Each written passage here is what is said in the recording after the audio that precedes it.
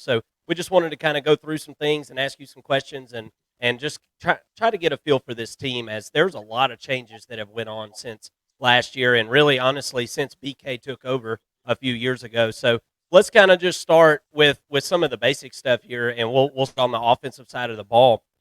But I just kind of want to know, what, as an LSU fan that you are, and the LSU Nation, what is y'all's expectation for Garrett Nussmeier taking over at quarterback after a Heisman season? Because I'm going to tell you something, Darrell. I feel like every time I've watched Garrett Nussmeier, he's tore it up. Yeah. So I'm thinking, as an LSU fan, you've got to be really excited about it. We're Georgia fans. We've seen him play against the Georgia Bulldogs in the second half of an SEC championship and absolutely light the world on fire. We still talk Yeah. about that to this day. So, what is your expectations for Garrett Nussmeier this year? Well, obviously, like, he's coming in. He has big shoes to fill, right? Following behind Jaden Daniels and stuff. But I think more so, if you guys kind of been keeping up what Brian Kelly's been saying, what everyone's been saying, is that we need more consistency from Nussmeier, right? In the limited snaps that he has gotten, right? I think he has like 217 attempts, right? And he has like 7 turnovers. So that's one of the biggest things. It's like, hey, man, get the turnovers down. He has an arm to make every throw on the field. The dude can sling it, right? But with a gunslinger, you got to think about your Josh Allens, your Brett Favres, right? Those guys that can make every throw on the field.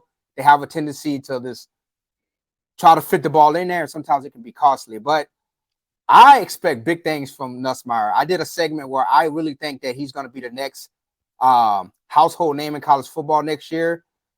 He's going to be taking all of the first team snaps. He's going to be working with Cortez, Hilton, and Sloan, right? And so Sloan's the new offensive coordinator. So I have major expectations for Garrett Nussmeier, but obviously he just has to get consistent, work on his patience, and just limit the turnovers. And I think that'll come, with the experience, right? I don't think he's had a start other than the bowl game last year, if I'm not mistaken. So, yep. And we've seen, I mean, you could look at any quarterback in the history of college football and see that they were not consistent until they had a consistent amount of games to start and play. Yep. I think that the schedule sets up pretty well for LSU to get him those reps until they get to the meat of their schedule, to where they're going to need him to be at his best. And I mean, look, I'm just as high as you two on him. I think he's an excellent quarterback. My question is, what does the talent look like around him? Right now, Neighbors and Thomas are both gone. Lacey's still there, but you got to have more than one guy to throw to.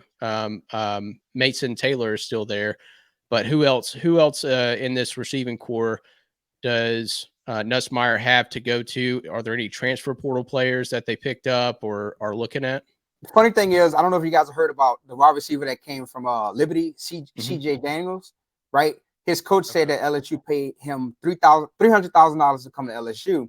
And so I made a post on my Instagram page, and I said, with that type of money, LSU could have spread that money out and paid some. I mean, obviously, NIL and all that stuff, right? So I don't want to say LSU, the school was paying the players, but in the Bayou, it's called the Bayou Bengals Collective, right? So with that collective money, I said they could have spread that money around and got some defensive players in on the defensive side of the ball, because our secondary has been complete trash for the last 2 or 3 years. And his family members started attacking me, right? CJ Daniels' family members literally started attacking my Instagram page and my YouTube channel. They started like writing comments and downvoting a lot of my videos, right?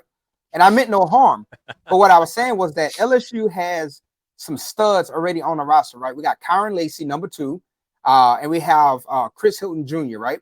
Mm-hmm. I think he's number 17. Okay. Now, those guys are going to be studs, right? So he has those 2 guys, right? But he also has CJ Daniels, who came from Liberty, right? Apparently, he got paid $300,000. I don't know how true that is. And then we have a guy named Zion Thomas, right? Zion Thomas came from Mississippi State, and he had limited action at Mississippi State, but I think he was a freshman All-American or something like that, right? SEC. So he's at LSU now, right? So you have those guys, and we still have Mason Teller at tight end. Yeah. Mason Taylor has to step it up. I was excited for him. Obviously, whenever he played his freshman year, he had a big game versus Alabama when we beat Alabama. Oh, yeah. And but then he kind of seemed like, I don't know if Jaden Daniels just didn't see him on the field or whether or not he just wasn't getting open or whatever. But I expect big things from him.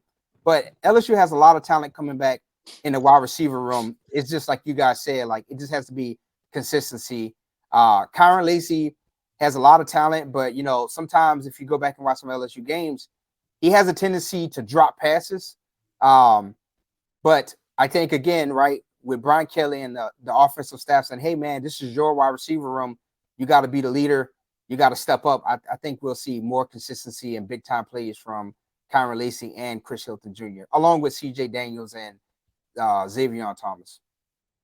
I love me some Kyron Lacy, man. He's about to have a huge season, and somebody that really was popping on film to me last year. But I mean, that room was just so crowded. I mean, you had Thomas and Thomas and Neighbors there. I mean, you're only going to get so many touches whenever you've got those guys around you. So kind of elaborating more on the offense with Mike Denbrock headed to Notre Dame to call plays. What is the reaction and the consensus among LSU fans with the internal promotions of Joe Sloan and Cortez Hankton? We're Georgia fans. We know about Cortez and the way that he's worked his way up through SEC programs. Tell us a little bit about the transformation of the offense and what you expect to see out of the Tiger offense this year with the internal promotion of those guys.